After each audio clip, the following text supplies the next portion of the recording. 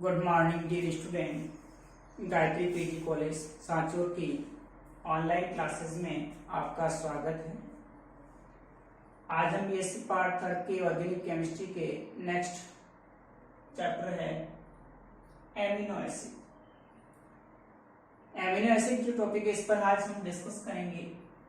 इससे पहले हमने हेटेरोसाइक्लिक कंपाउंड विषम चक्रीय जो यौगिक होते हैं उसके अंदर किस तरह से एग्जाम में सवाल पूछे जाते हैं उसके बारे में डिस्कस किया था। आज हम एमिनो एसिड की बात करेंगे। तो एमिनो एसिड क्या होते हैं? ये जो कार्बोक्सिलिक अम्ल है उनके व्युत्पन्न यौगिक होते हैं, जिनमें से एक हाइड्रोजन परमाणु को एल्किल समूह में से एक हाइड्रोजन परमाणु को NH2 समूह से प्रतिस्थापित कर दिया जाए तो बनने वाले यौगिक एमिनो एसिड कहलाते हैं। जैसे एसिटिक एसिड है CH3COH, इस एसिटिक एसिड के मिथाइल ग्रुप में से एक हाइड्रोजन को हटा करके उसकी जगह एक NH2 समूह जोड़ दें तो बनने वाला यौगिक एमिनो एसिड कहलाता है। तो एमिनो एसिड क्या है? कार्बोक्सिलिक अम्लों के व्युत्पन्न यौगिक है जिसमें एक हाइड्रोजन परमाणु को हटा करके उसकी जगह एल्काइल समूह में NH2 समूह जोड़ दिया। एमिनो एसिड के अंदर दो फंक्शनल ग्रुप, दो क्रियात्मक समूह युक्त यौगिक हैं। एक तो इसके अंदर एमिनो ग्रुप होता है और दूसरा इसके अंदर एसिड COH समूह होता है, कार्बोक्सिलिक एसिड। तो ये दो क्रियात्मक समूहयुक्त यौगिक है, एक NH2 ग्रुप प्रेजेंट होता है और दूसरा COH समूह उपस्थित होता है। तो इस प्रकार के जो कंपाउंड्स हैं उसको एमिनो एसिड कहा जाएगा। अब ये एमिनो एसिड प्राकृतिक बहुलक प्रोटीन की संरचनात्मक और क्रियात्मक इकाई होती है। तो प्रोटीन्स होता है उसकी जो संरचनात्मक और क्रियात्मक इकाई यानी जो प्रोटीन्स बनते हैं वो किससे मिलकर के बने होते हैं? विभिन्न प्रकार के जो एमिनो एसिड्स है उसकी बहुत सारी इकाई आपस में जुड़कर के प्रोटीन का संश्लेषण होता है। तो जो प्रोटीन की संरचनात्मक और क्रियात्मक इकाई होती है वो क्या होती है? एमिनो एसिड्स होती है। और प्रोटीन के बाद में बहुत सारी ज्यादा इकाइयां जब जुड़ती है तो एक पॉलीमर बनता है नेचुरल प्राकृतिक बहुलक के रूप में। ये एक द्विक्रियात्मक अणु होता है, इसमें दो फंक्शनल ग्रुप, एक NH2 होता है, दूसरा COH समूह उपस्थित होता है। तो एमिनो एसिड के अभी तक 20 ऐसे ज्ञात प्रकार हैं जो अनंत प्रकार से संयुक्त होकर के हजारों किस्मों के प्रोटीन अणु का निर्माण करते हैं। इनमें से 10 एमिनो एसिड्स होते हैं जो हमारे जीवन के लिए बहुत ही आवश्यक होते हैं। देखो, कुछ एमिनो एसिड्स होते हैं जिनका संश्लेषण अपने शरीर के अंदर ही हो जाता है, खुद ही सिंथेसाइज हो जाते हैं, और कुछ एमिनो एसिड्स होते हैं जो हमें भोजन के रूप में बाहर से लेने पड़ते हैं। तो ऐसे एमिनो एसिड्स जो हम बाहर से भोजन के रूप में लेते हैं तो वो एमिनो एसिड्स क्या कहलाते हैं? आवश्यक एमिनो अम्ल कहलाते हैं, जो हमारे जीवन के लिए बहुत अति आवश्यक होते हैं, जिनकी कमी से कई प्रकार की डिजीज बीमारियां हो जाती हैं, यहाँ तक कि ज्यादा अगर कमी हो जाए तो व्यक्ति की मृत्यु तक हो सकती है। तो ऐसे 10 एमिनो एसिड जो हमारे जीवन के लिए बहुत ही आवश्यक होते हैं उसको एसेंशियल एमिनो एसिड्स, अति आवश्यक एमिनो अम्ल कहा जाता है। इनका संश्लेषण हमारे शरीर में नहीं होता, इसको हम बाहर से भोजन के रूप में ग्रहण करते हैं। इनमें से जो 10 एमिनो एसिड्स है, आवश्यक एमिनो एसिड, उसको एक याद करने का ट्रिक है TB मिल पाथ, TB मिल पाथ। ये 10 प्रकार के एमिनो एसिड्स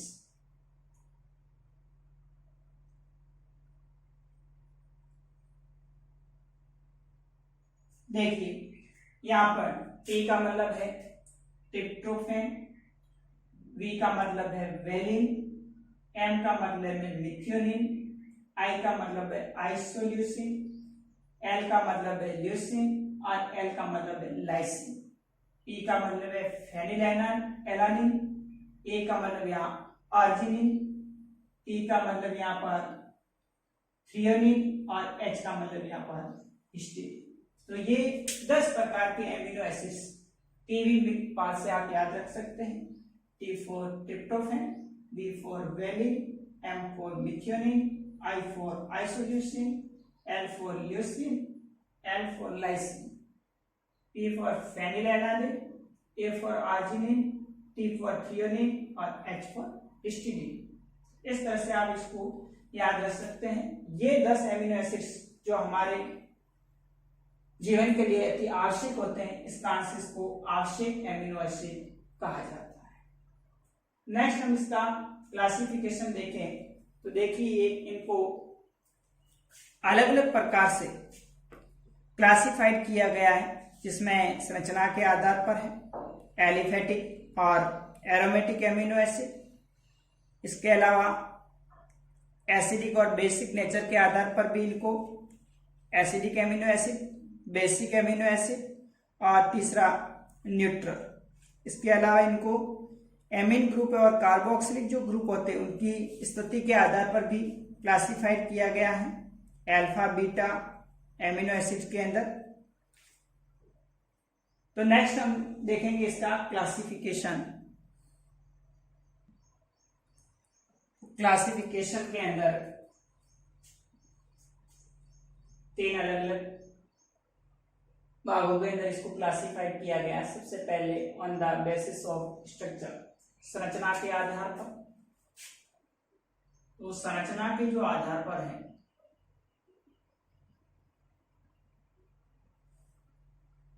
दो प्रकार के हैं, एक तो एलिफेटिक एमिनो एसिड और दूसरा aromatic amino acid. Aliphatic amino acid के अंदर इनकी जो स्ट्रक्चर होती है वो एलिफेटिक कंपाउंड यानी ओपन चेन होती है, खुली श्रृंखला वाले जो कंपाउंड होते हैं जिसमें बेंजीन रिंग अनुपस्थित होती है, तो वो एलिफेटिक एमिनो एसिड कहलाएंगे। जैसे NH2CH2COH ग्लाइसिन है, CH3CH NH2COH एलानिन है, एटसेट्रा। एलिफेटिक और एरोमेटिक जो हम ऑर्गेनिक कंपाउंड के अंदर पढ़ते हैं कि ऐसे कंपाउंड प्रैक्टिकली जो कि हीट करने पर, गर्म करने पर, जलाने पर बिना धुएं के साथ में जलता है वो एलिफेटिक कंपाउंड होता है। जो ब्लैक धुएं के साथ में फ्यूम्स निकलते हैं तो वो एरोमेटिक होता है। यहाँ पर जिनके अंदर ऐसे एमिनो एसिड जिसमें फेनिल ग्रुप नहीं होता है, सिंपल NH2 समूह, COH समूह और दूसरे अल्काइल ग्रुप प्रेजेंट हैं, तो ये एलिफेटिक एमिनो एसिड कहलाएंगे। एरोमेटिक एमिनो एसिड में फेनिल ग्रुप प्रेजेंट होता है, बेंजीन रिंग प्रेजेंट होती है उसमें, तो इस प्रकार के जो एमिनो एसिड होंगे उनको एरोमेटिक एमिनो एसिड कहेंगे। जैसे फेनिल एलानिन है C6H5CH2CH NH2COH। इसी प्रकार टायरोसिन में एक पैरा स्थिति पर फेनिल ग्रुप के OH समूह जुड़ा हुआ है CH2CH NH2COH।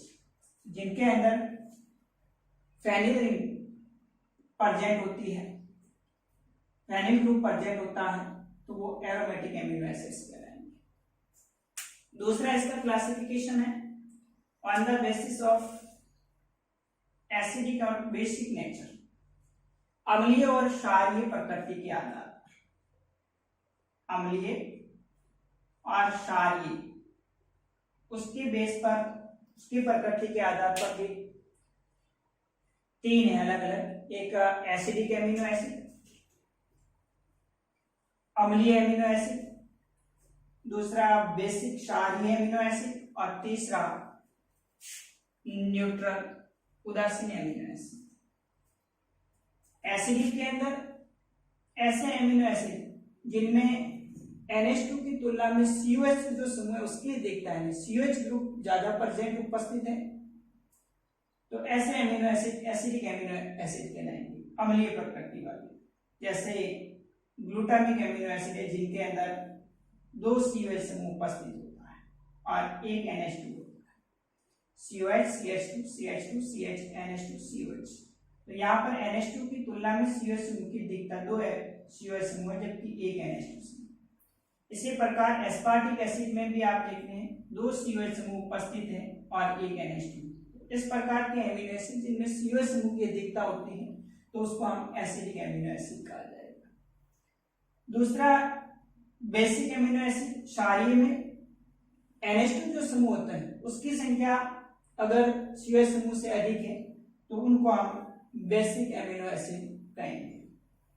तो यहां देखिए एग्जांपल है लाइसिन का। लाइसिन में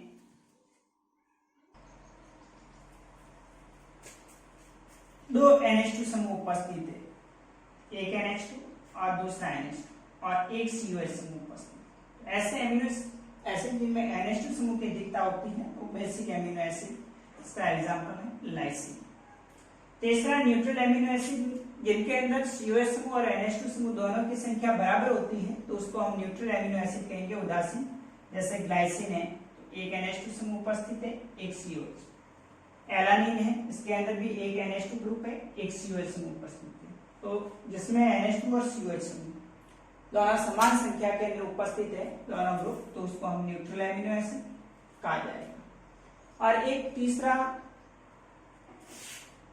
और ऑन द बेसिस ऑफ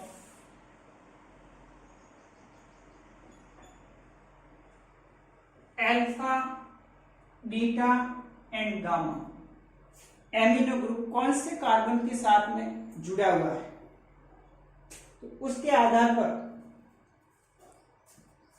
भी इसको अल्फा, बीटा और गामा एमिनो एसिड कहा जाता है। तीसरा जो इसका क्लासिफिकेशन है वो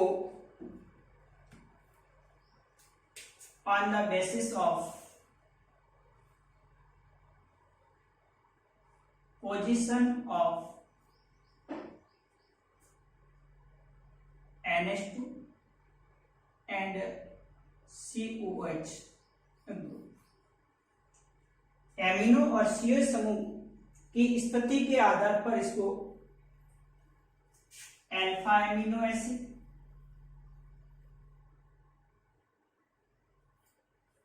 दूसरा beta amino acid, gamma amino acid कहा जाता है। तो NH2 समूह और COH समूह की स्थिति के आधार पर भी इसको अल्फा, बीटा और गामा के अंदर क्लासिफाइड किया गया है। अल्फा एमिनो एसिड का मतलब COH समूह के पास वाला जो कार्बन होता है वो अल्फा कार्बन। इस अल्फा कार्बन पर यदि NH2 समूह जुड़ा हुआ है तो इसको हम अल्फा एमिनो एसिड कहेंगे। और यदि बीटा स्थिति पर NH2 समूह जुड़ा हुआ है CH2, COOH, ये अल्फा कार्बन और ये बीटा कार्बन। बीटा कार्बन से NH2 समूह जुड़ा हुआ है, बीटा एमिनो एसिड। और तीसरा गामा कार्बन से NH2 समूह जुड़ा हुआ है तो इससे हम गामा एमिनो एसिड कहा जाए। तो इस प्रकार से इनको 3 अलग अलग भागों के अंदर विभाजित किया गया है। सबसे पहले था एलिफेटिक और एरोमेटिक जो होते हैं उनकी नेचर क्या उसके आधार पर। दूसरा जो प्रकृति होती है एसिडिक और बेसिक उसके आधार पर। और तीसरा NH2 और COH समूह की स्थिति क्या है उसके आधार पर अलग अलग प्रकार के ये एमिनो एसिड्स होते हैं। अब हम नेक्स्ट टॉपिक के अंदर जो एमिनो एसिड्स हैं उनकी संरचना, उसका त्रिविम संरचना और एसिड बेस जो उसका बिहेवियर होता है उस पर डिस्कस करेंगे। तो आज की इस वीडियोज में हमने जो बेसिक प्रॉपर्टी होती एमिनो एसिड की उसके बारे में डिस्कस किया और इसका क्लासिफिकेशन। Okay, thank you.